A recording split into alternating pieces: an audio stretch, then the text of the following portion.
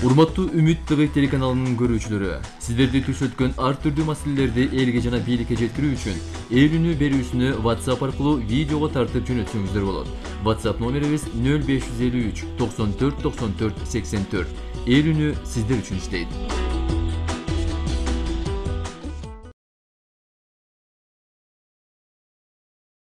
Россиянын Кемерово шаарындагы Зимняя вишня деп аталган 4 кабаттуу соода борборунда жекшемби күнү өрт чыккан. Акыркы маалыматтар боюнча анын кесепетинен 64 адам каза тапса, анын 41 балдар экени аныкталды.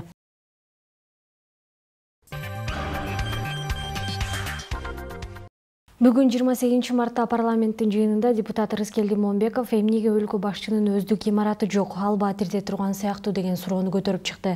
Мамлекеттик мүлктү ишенимдүү башкаруу тууралуу мыйзамдын проектисин талкуулоо учурунда депутат авариялык абалда турган Ысык көл мамлекеттик мейманканасы тууралуу эстеп, ал имаратты президентке жана өкмөттүн аппарат жетекчилигине берүү сунушун киргизди. Ысык көл гостиницасы жөнүндө айтып атасыз да. Өткөндө президенттин ант берүү аземинде Кыргыз Республикасынын жаңы шайланган президенти жана мурдагы президенти жогорку кеңештин имаратын көздөй бет алды дейт да. Мындайча айтканда президенттин өзүнүн ишмердин жүргүзгөн ишканасы имараты жок да. Ошол Ысык көл гостиницасын президенттин өзүнө, аппаратына, управлениесине берсек болбойбу? Ыңгайлуу жерде. Буну обязательно сатыш керекпи? Эми бир өлкөдө президенттин өзүнүн имараты жок экен да. Бир казганда кочкордун башы кайнап атат. Жогорку кеңештин имаратына эмне президент квартирантпы? Имараты жок. Жогорку кеңештин зданиясында отурат. Мына ошону Ысык көл гостиницасын президенттин аппаратына, өзүнө, управлениесине берсе болбойбу? Анстай управлениянын балансында турбайбы бул? Ушундай чечим кабыл алсаңыздар болбойт беле? Эми аны управление өзү чечим кабыл алыш керек го, не фонд көзөмөлчү. Өздөрүнүн карамагында. Премьер-министр Сапар Исаков жол коопсуздугу системасын реформалоо алгачкы жемишин бере баштаганын жумушчу кеңешмеде айтты. Бул тууралуу өкмөттүн сайтында жазылды. Акыркы 2 айдын ичинде былтыркы жылдын ушул маалына салыштырмалуу адам өмүрүн алган жол кырсыктарынын саны 40%га төмөндөгөн. Эреже бузууну аныктоо 45%га жогорулаган. Бул 74 000 учурга көп көрсөткүч. Өлкө бюджетине айыппулдан 18 миллион сомго көп акча түшкөн, деди Исаков. Премьердин айтымында бул Ички иштер министрлигинин жол кыймылы коопсуздугун камсыздоо башкы башкармалыгындагы коррупциянын жоюлуп жатышынан кабар берип турган көрсөткүч. Кыргызстандагы соода борборлорундагы балдар ойной турган жайларды ылдыйкы, коопсуз кабаттарга түшүрүү зарыл. Керек болсо муну мыйзамга атайын токтомго киргизүү керек. Мындай пикирин Жогорку кеңештин КСДП фракциясынын депутаты Аида Касымалиева билдирди. Россиянын Кемерово шаарындагы трагедия жүрөктү түшүрдү. Соода борборлору айрыкча Бишкек менен Ош шаарларынан көп жайгашкан. Андагы балдар ойногон, чогулган жер соода борборунун акыркы кабатында эмес, эң коопсуз деген аймагында, ылдый жакта жайгашуусу керек, деди Касымалиева.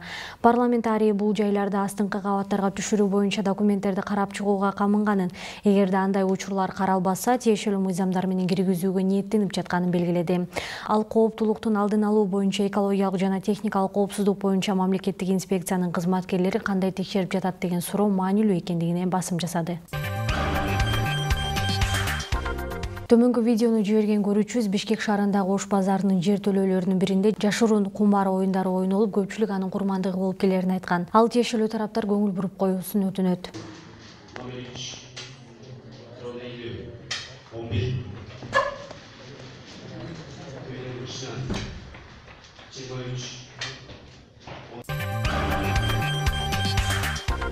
Токтогул райондук ооруканасынын дарыгерлеринин чогулушу учурунда чырдаша кеткен видеосун күбө жиберген. Маалыматка караганда, оорукананын директорунун ишине нааразы болгон профсоюз комитети менен медайымдар аны жумуштан кетирүү талабы менен арыз жазган.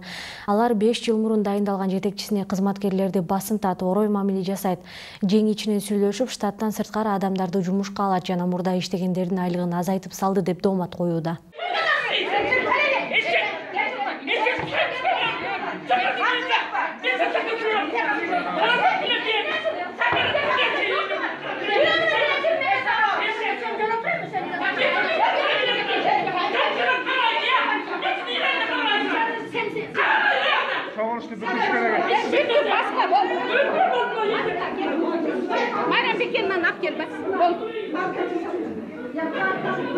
Ejeni alып çıkmaysa işte hazırga geçsin.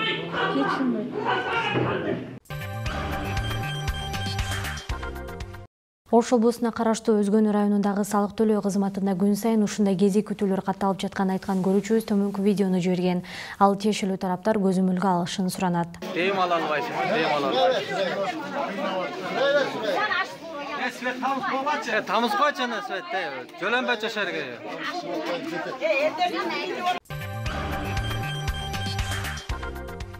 Аксы районунун Босбек айылынын электр карагай угулууга аз калган. Видео менен бөлүшкөн көрүүчүбүздүн айтымында мындай абалда турганына бир топ убакыт болгон, бирок эч ким көңүл бурбай келет. Столпо Аксы районунун Босбек айылында 5 жылдан бери жыгылайын деп турат. Шуну оңдоп койгонго эч өкмөттүн акыбалы келбей жатат.